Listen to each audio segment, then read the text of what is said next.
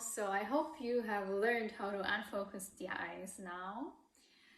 And then the next thing is going to be about looking at a person or looking at an object and then unfocusing but still directing at that person or object. And for that, we are just gonna take one finger, and then you will want to be aware of this finger, focusing on that finger, and then unfocusing on that. And unfocusing it might look like you're silently seeing around the finger and as if it's just blurring. And it helps if you have a background which is just in one color, because it's just going to be easier. You won't have so many things going on in the room. And it can also be, you know, your stone or plant from the first exercise about focusing on one object. So you stay focused on that one object, but then you switch to being unfocused on that one thing.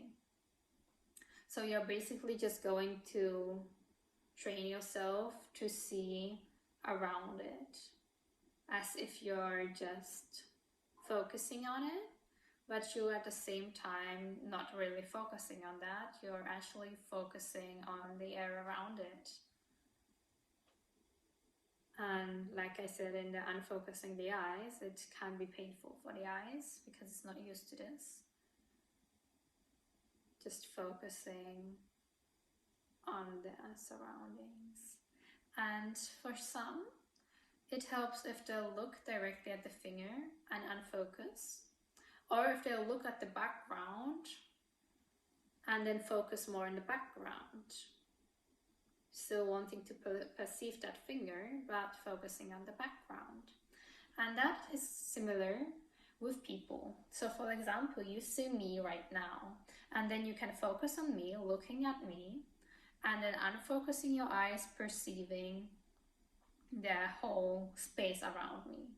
Or the other choice would be to look at the background, perceiving still me, so basically looking like next to my head, seeing that more, and unfocusing. So you see both me at the background, but it's all blurred and connected. So these are like two options which you can have, either looking at the object directly and unfocusing from that, or looking at the background of the object, still seeing the object but blurring and unfocusing it.